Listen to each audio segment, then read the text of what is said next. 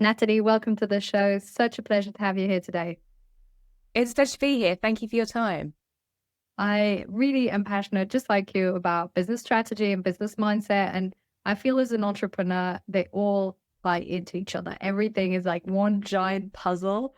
And I never would have guessed when I started my coaching journey that I would get interested in business and in branding and in marketing, but suddenly you get caught up in the whole thing. So, what do you feel you enjoy most in business strategy? What are the different parts of the puzzle that you play with most? Yeah, I think it's a great reflection you have just there. And I was realizing actually this morning where we are right now is often a place that we wanted to be. Like we're now in the dream as well. Being present in it is so important. And like you just saying all those things and all the spinning all the hats, like 2 years ago, I'd have been like, no way. So yeah, I think for me, looking back on how I've got to the strategy side of things and the business and where I'm at with strategy, messaging, and money mindset, that's all come from being in the corporate world, doing years in there, absolutely loving business, obsessive business, and I'm not afraid to say that. I'm relentless about business. I love it. And seeing then that actually the higher I worked up the corporate ladder, the less I enjoyed it, the less values fitted, but also part of like, what did I really want from life and what was meaning of life to me? And then where was I great at things? What did I love? And that then mapped out to coaching and getting qualified as a coach. And then that's gone in the next step into what is it coaching and what are people coming to me for? And that was mentoring and it was strategy. So the apps, like you say, the puzzle pieces almost probably never fitting and then coming together at different points and then probably getting scrambled again when you realize they're not fitting as they should. But that's really how I've got to where I am right now, and where I'll be in the next 5 years, who knows? It's interesting how we always attract what we end up enjoying and being good at. So, and the areas that we've also maybe struggled with, and then we help people with them. I know that when I began coaching, I help people change careers because I changed careers. Yeah. And then I help them with productivity and well-being because I struggled with time management and focus and energy. And now it's mostly around holistic high performance, keeping that balance, having that clarity of purpose, goals, alignment, and avoiding burnout. And like you mentioned, also having that meaning and purpose, because I've seen the two plateaus in entrepreneurship are either money, generally at the start, but also at different moments of the journey, or meaning. And so it's quite rare to find an entrepreneur that's fully satisfied with the financial situation and the purpose. And I know you just did a course on money mindset. How do you feel people can rewire their entire mindset when it comes to money? Yeah, it's a great question. I think a lot of it centers down, well, I know a lot of it centers down to the beliefs that we have that are formed realistically from childhood influences as well. And even work perspectives. A lot of my narrative around money mindset is in the workplace, that has stemmed from childhood in terms of being always sort of like, if you work hard, you get a good job, you get those grades, and you go to university, then you do that. And again, like society's expectations or the route that we think we should take. And then I noticed that actually, if I put the two and two together, then when I went to work, it was if I worked hard, I got the next level. And if I outdid everybody else on the hours, I did that again and I get the promotion. So I always very quickly got to associate time, hard work and time equal money. And it's definitely something I've challenged myself to have to work through since leaving the corporate world, because I really wanted financial stability. That was one of the things and the reasons for leaving the corporate world as well. But also I wanted to just challenge that money mindset in that we can completely rewire it for others, because I think that it is such a blocker for so many and it impacts us in more ways than we realise when it comes to our financial futures. So like you said, lots of it we have to go on a journey ourselves. And that's okay. I think we have this fear like that people are going to judge us like, well, they haven't done it. And it's like we're always uncovering things. I'd rather be vulnerable and say, I'm still working on my mindset every single day, and rightly so, because different levels in business, different opportunities, and what you earn becomes different. So it's always going to be a challenge for you. And it's, again, how you embrace that with the mindset part of your attitude towards money and that situation of where you're at. And that's your situations are always evolving and changing. And as business owners, we know we need to be adaptable and agile. So very much a money mindset has come from me knowing, well, what are my challenges? How am I working through them? And that what I share around identifying your blocks, how you overcome them, has worked for me, and it's given people different strategies, tools, tactics. I've had to look at actually what are other things beyond just my learnings that actually haven't worked for me as well, but could work for others. And I think that is important as well, is we're not default to always, you've got to do this and that's that, and this roadmap to stuff and the blueprint and everything, in that we're honest with people and like, give this a go, try this strategy, let's give this, let's see what works, what doesn't work, and enjoying business in that way.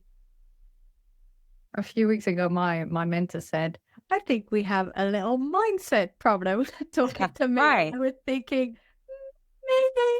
And the funny thing is, there's money mindset, that's one thing, but there's also abundance and scarcity mindset. And when it comes to pushing yourselves to have more challenging, ambitious goals, stepping out of your comfort zone, which we do continuously as entrepreneurs, at least if we want to succeed and grow, then there is this phenomenon of you feel there are opportunities everywhere.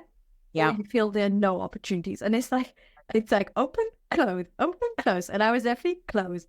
And it's an almost energetic feeling when you think, but it's just too hard, or it's not going to work, or this person won't say yes, or that thing will, and everything locks down. And one of the tools that she gave me to do was to journal and to write, what if it were easy? What if this was a flow? What would it look like if this and this and this happened? Because what happens is if you ask those questions, you start to find the answers. So what was one of your key tools that you use when you notice maybe you're in scarcity and you want to shift to abundance?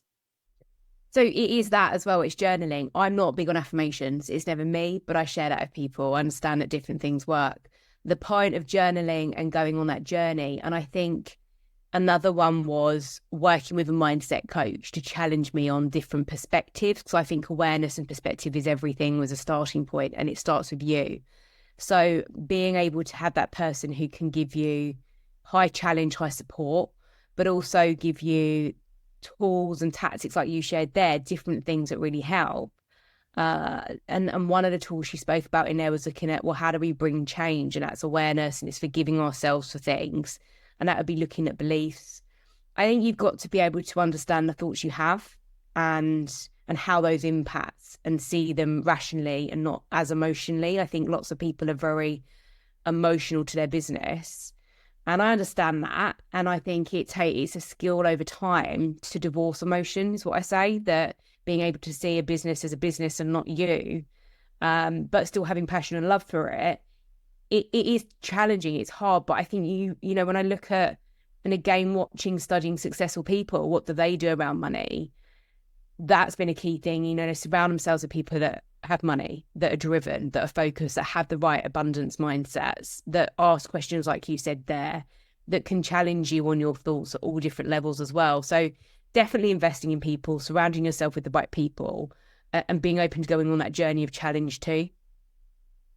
Peer group makes a huge difference. I know at one point I interviewed this person on my podcast, and he had such an abundant mindset. And we were speaking a bit off air afterwards. This was a couple of years ago.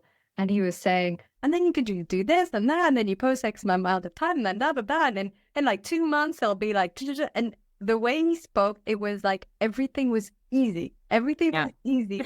Hello. And I was just like, wow, I could do with this energy more often. And it's so important who you surround yourself with. And of course, if you're with people who haven't achieved the same things, or who view your own process and goals and ambitions as almost too high, then they might challenge that and make you believe it's even less possible, right? So we need to be with the people who make everything easy. And coming back to strategy, I know that one of the things you mentioned that you focus on quite a lot is messaging. Why do you feel that messaging is a core aspect of business? And what do you feel are some of the mistakes that people make that they can sort of work on? I think the biggest mistake is people don't bring themselves to the table with it. They don't identify what their true message is. So like when we look at something like primary messaging, that would be what you do. But then the real depth of that, your secondary messaging, is your beliefs on things, your values, why people would invest in you. And people buy from people they like, right? So, and they know, like, and trust. And it's that depth of how do we get to the points of trust with people. And trust is based for me a lot around the emotions and how you feel with somebody in that deeper connection. Things like the great skills of coaching, of listening to people, seeking to understand. And showing up with compassion and kindness, like all of our values, really living and breathing those, not just talking about those. So when I talk about that depth of that's the secondary messaging, is then looking at the experience. You take somebody as a client, and this is how it maps into strategy of, well, what does the A to B look like? What does the plan look like in somebody who comes on from the moment they see your first ad or the moment they get on a call and they see you presenting? Like, what's that first interaction? How does that person feel being around you? And like you mentioned about energy, it's a huge thing. Energy and emotion together, and even sales and everything with mindset.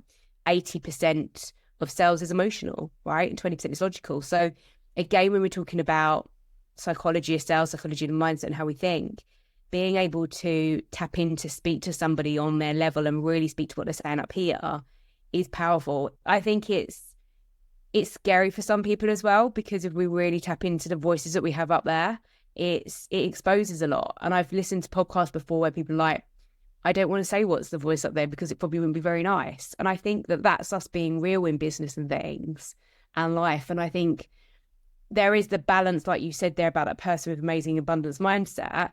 But actually that can be a turn off to people if you're not keeping it quite real as well. And the realities of business. And there's a difference between being negative. There's a difference between everything challenging. But it's the ability to say, I failed, I make mistakes. This is tough, it's hard. However, how are we going to reframe this? What are we going to do? And you've got to have a bit of both, I feel, to connect with people on a deeper level. And I'm often saying to clients, like, what are you wanting somebody to do? What's the action you want somebody to take? Where do you want them to go? All the time is getting to think about those things opposed to just putting things out there. And I think naturally, not from a selfish point of view, but we make everything about ourselves. And being able to change it up and say, well, how would that person see it? How do you want someone to respond to that? What do you want them to do? Can completely change a situation you have. What you're saying is to have a bit more detachment, not being so stuck into things, and see it a bit more for what. Yeah, I think as well that it's that level of connection in seeking to understand the real challenges. You know, people say stuff like, what are their pain points? What's the solution? And it's like, we know all of that, but what are the real pain points that really keep them up? What's the stuff they really say in their head? So if I give an example, often it's around, and we're both passionate about our fitness. So and I use fitness as my messaging. My secondary messaging is all the time I'm showing up fitness in a gym. I'm like, this is challenging, this is hard, but this is how I overcome it. And consistency. I think consistency is a huge key to success. But I'll share that and I'll say, I don't want to do the nutrition plan. I don't want to do the 4 or 5 sessions a week for training. I don't want to necessarily do loads of cardio. I love it, but I don't always want to do it. I don't want to have that PT all the time. I need that. What I want is the sexy body. I want to wear the bikini and look in the mirror and say, I look amazing. And even to the depths of stuff where, you know, I want to have great sex with the lights on, like really expose what the type of stuff we think about. And when we can really unveil with people what their real pain points are and how that holds them back, then we can start bringing a change. And I think that there's that depth of really understanding, like I said, seeking to understand where somebody's at in order to then bring the solution and change. And I think what we see a lot now is quite surface level. Yes, I can see what I mean with that is really addressing the actual pain points, not what we feel are the pain points, and the actual desires and ambitions. And also you mentioned earlier values and feeling that there's an alignment around values. I think one of the biggest mistakes we could make as an entrepreneur, especially when we're beginning, especially when we, you know, maybe struggling financially, is to work with clients we're not aligned with simply because it's money. And I don't know how I managed not to do that pretty much ever. I think it just felt too bad, even worse than lack of money. But you sort of know intuitively that is really, really not worth it, because then your whole energy goes down. Generally, the clients that aren't aligned, on top of that, they don't get the best results because it's just not a good fit. So that's a poor testimonial on top of that. And then you have less energy, so you don't deliver as well to your other clients. It's just like, no, let's not go there. Let's work with people we are aligned with and who share the same values. So people listening, for instance, maybe they're also entrepreneurs, business owners. I know the most people who listen to this podcast are entrepreneurial mindset, at least. How can they go about maybe being more clear on their values? Because I know we both are passionate about having clarity on our values, but maybe not everyone listening has done that in an exercise. Yeah, I think the starting point is what kind of lights you up. And I read a book by Carmen Gallo, who does a lot of TED Talks as well, and saying about this kind of phrase like what sets, like what sets your heart on fire type of thing, or what gets you up in the morning out of bed, all those things. And that's kind of always stuck with me. And it always centers again around people and that level of, I say, like genuine connection. I say business about having fun. Like, I think we've taken that element out as well, and we're very serious and we're very hard on ourselves and we're very results driven. And I would talk a lot, even on my podcast, I say about like the measures of success has to be really different right now for a sustainable business for people. So values are really what you love. And again, another one of mine is family and friends and time with them. My love language is time. But it's to go on that process and break it down and maybe look at 10 things and bring it right down. And I don't think have more than really, especially in business, have 5 values around that type and really commit to them. But you've got to live and breathe those, and you've got to act accordingly to those behaviourally. And I think your morals are like your values are your moral compass, right? So when you're at your most tense and pressured, that the behaviours are aligned to those still, that's really key. And again, would others share them about you? You know, if someone was to refer you and talk about you, would they bring in your values? It's just how they pick you up. I did a whole piece when I was leading teams on leadership, qualities and attributes. And there was 6 that I wanted to pick. That I was like, if my team were to speak about me, those are the things I'd want to come up within the team as feedback. And I think we need to do the same with values too. I'm thinking about mine. I formulated mine in 3 sentences. So the first one is be a lifelong explorer. And I think that goes for me, the curiosity, the lifelong learning, also a bit the adventurous side, and also a bit the bold and courage side. I fit into that. Then the second one is connect with depth and authenticity, which is one of the reasons I have the podcast and speaking, but also with people and friends and family. I'm kind of merging my business and personal life together, which is very entrepreneurial. And the last one is be a source of light and joy. But I'm thinking about this last one because I have struggled with anything negative in terms of emotions, because I want to see myself as a source of light and joy. And I was discussing this with my husband this morning, and I was saying, how can I manage to always be in a good mood, which is the wrong question, you call. And then he was like, you just have to allow and accept the negative emotions. And I was like, but I don't want to. I always want to be. And I just realized that one of the reasons this is a blockage is because lightness and joy and ease is literally like in my values. Like, I'm making this hard on myself. So what advice would you give, for instance, because I know other people who are like this, who are people who are naturally pretty, let's say, positive and in a good mood, etc., but they're still human. How can they still kind of always be a source of light and joy and manage their negative emotions? I think for me, it would be saying that like compassion's a word that comes to mind. We have to be compassionate with ourselves and we have to be compassionate for others. And actually what I would share there is that, are you allowing others to be around you and have light and joy? If you're not like that, like we know we just said energy, if it's not being honest with ourselves and compassionate with ourselves to say, this is how I feel, is that actually offering light and joy? And that's the part I think about. There's a level of acceptance we have to have, like you said, we're human, that actually if we don't do that, it will inadvertently be showing up all through our energy, whether we realize that or not. And actually, I would rather be sharing that the challenges are, I'm facing this and I'm a human and it's not always light and joy. However, I'm able to change the perspective that maybe it's okay to have a day like that. And that allows me to then, it's like pouring from an empty cup. I can then be realistically over time full of light and joy within that. So I think there's an area of compassion there too.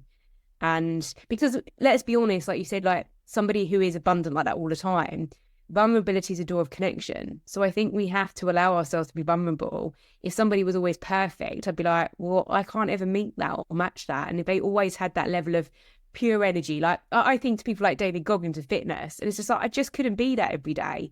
And actually there's a level that detracts me and it turns me off because I would never feel good enough. And having a connection with somebody who is able to see that and be vulnerable would mean more to me. And I think that actually you give your, compassion to your clients to feel that way if they were you and feeling the same things. Yes, so I'm hearing compassion and vulnerability. And I think if I think back to the second value I mentioned, connect with depth and authenticity. I think that if in the moments where I'm struggling, and I'm thinking of anyone else who's listening and wants to be seen as always positive, if in those moments I think back to actually connecting on a deep level is more meaningful to me and more important, Right. and therefore I will allow this, vulnerability and compassion. Obviously, it's different if you're coaching someone. You can also just shift your state for a couple of hours, but then afterwards, when you're catching up with your friend or your partner or a friend on the phone, then you can be like a bit more open and vulnerable, which is also what I'm working on. But I feel there's a lot of people that struggle with repressing negative emotions. And obviously, I don't like the labeling negative emotions. They're just emotions because it's seen as, like they think they shouldn't have it. Like people think they shouldn't feel anger or sadness or any of those emotions. So it's all about coming back to that element of compassion you were saying. Yeah, look, the reality is when we suppress emotions, that doesn't help. It's just a compound effect then, isn't it? And we will explode and there'll be a catalyst. And that's not healthy. It's not. And then when we say things like our values are health, and it's like, but then you're not healthily living your life, are you? Because you're just doing it in a different way. It's emotionally. And I think that, again, it is about giving yourself the space with that as well, and allowing yourself. It's like there's like pain. I think it's The Fault Within Our Stars, the movie, and they've got a quote in it around like pain demands to be felt. And without going too much into steps of that, but the thinking of the emotional part, like we're there to feel emotions. Like, what does it mean to us? What's the signal of that we need to identify? And I think we live in a world where we're expected to have answers straight away. We're, like if you said like, I don't know, it's like, well, what do you mean you don't know? And actually, the pressure we put on ourselves is immense. And again, that's where compassion comes in. There's sometimes I'm asked off by clients, I'm like, I don't know. And they're like, oh, and I'm like, but that's not my bag. And I was like, I can help you with someone else. Well, I love communities as well. I love networks. But actually, I don't know. This is my skill of expertise. So let's go on a journey together and find out. Otherwise, yeah. And I think that we need to just give ourselves the space and freedom to say that's okay. And likewise, the parts of values is you attract the right people then and surround yourself with the right people. I don't want to be around people that make me feel that way.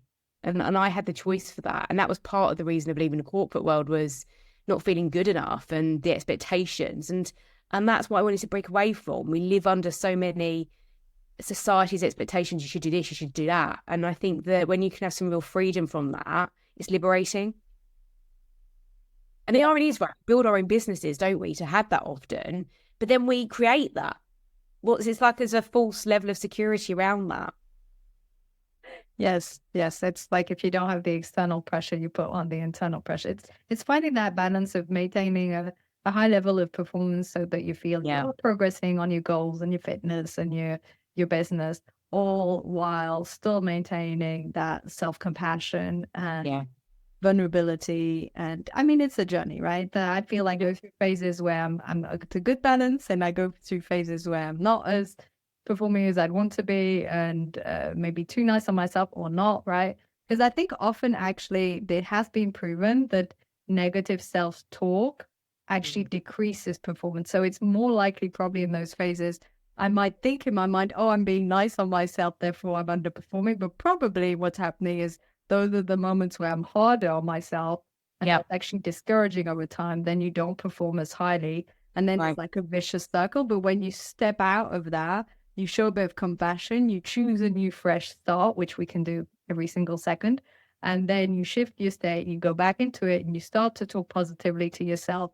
And you keep in mind, for me, it's all about the intrinsic motivation. So you keep in mind what's fun about the journey, what am I enjoying? And then you can shift it around, right? I make it sound easy. Yeah, look, but I think it's like about the part where you say about, my values, I always want to be light and joy to everything. But it's like another big problem for people that are entrepreneurial is, and my challenge is, I don't switch off a lot. I'm constant work mode, or my brain is constantly firing cylinders all the time. And it's draining at times. It's hard, it's challenging to switch that off or to let things go, and to give controls to others, to delegate things. But fundamentally, like, we aren't the robots. And it's one of those things that's like the keys to success. And people say you do need the time to just switch off. And that's a skill to get to that point, I believe. And again, with the same with your values, like maybe they're not consistently going to be performing and firing 100% all the time, the same as you're not. And actually, the closer you get into something, you don't see the bigger picture. You just need to step back at times to get clarity, to get focused, to give yourself some space and let those ideas just come opposed to forcing things. And I think that's again that the mindset piece, the physical piece, they all come together. And it's again given the compassion to say, I just need some time off. I just need some time out, because you cannot keep going the whole time. But it's a big, and again, it's often around expectations of high performers where you should be that way. Yes, a lot of internal expectations. Yeah. I think it also comes from passion. I think it's a combination of passion and drive and fuel, and they're all great things in some moderation. Like you said, if we switch up from time to time, it generally helps the performance. What is something, coming back to business strategy? So we looked a bit at the messaging and why it was important to truly understand the pain point and where people were trying to get to. What do you feel is one common misconception, something that people really get off the wrong track when it comes to business strategy as a whole? I think they overcomplicate it and they don't keep business simple in terms of what they need to do. They focus on too much. And I think focus is the key word. Focus and consistency are everything. And doing more of what works, doing the stuff you absolutely love becomes mastery in it. And being able to let go, delegate off what you don't enjoy. Like, only the minute I started my business that I did not want to do accounts and the accountant stuff. Like, that was the first thing I delegated off. And I was so pleased I did it, because the stress and emotion with that would just be horrific. So I think for sure it's that we need to have clear strategies. I think as well that lots of people think they can do it on their own. I think that's a big thing, those two. And having the focus for me comes from trusting that I'm on the right path. But there's a level of certainty that lots of people need. I have to know the answer, and no one really has certainty. So I think that being able to be, again, investing in the right people that can challenge you, get you to think, believe in you, I think those things are really key, and help you with the strategy side of, what you're great at and then what you're not great at. How do you identify those and plug those gaps?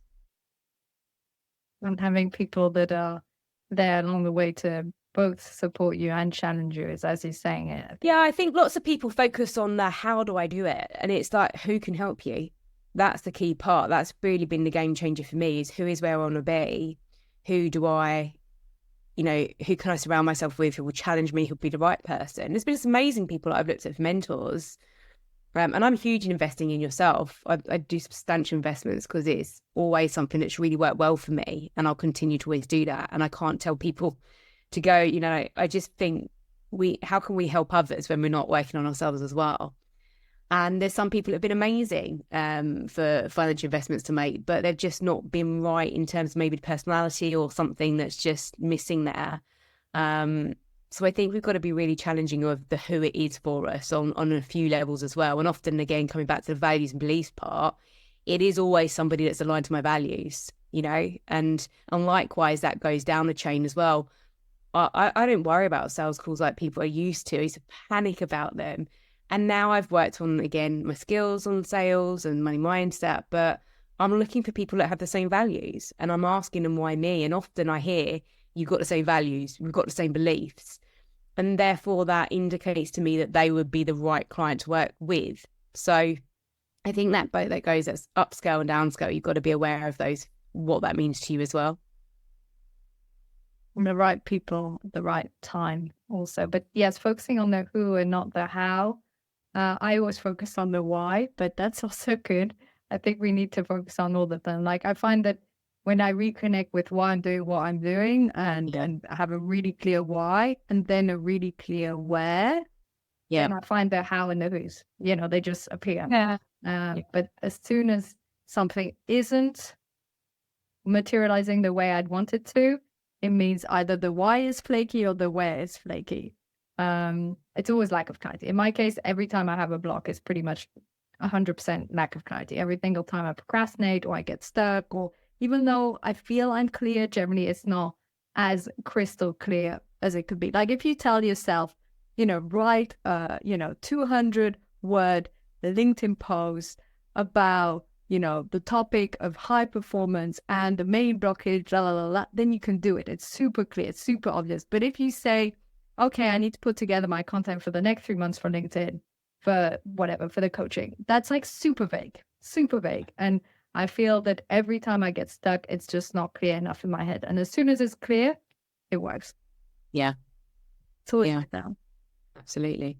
Right. Okay, so I realize we're approaching the end. So for people listening in who maybe want to work on the business strategy or the money mindset, what would be one piece of advice that we haven't mentioned yet that you think could really help them to level up their game? Great question that we haven't already answered. I think it would be, or I know it would be to think longer term.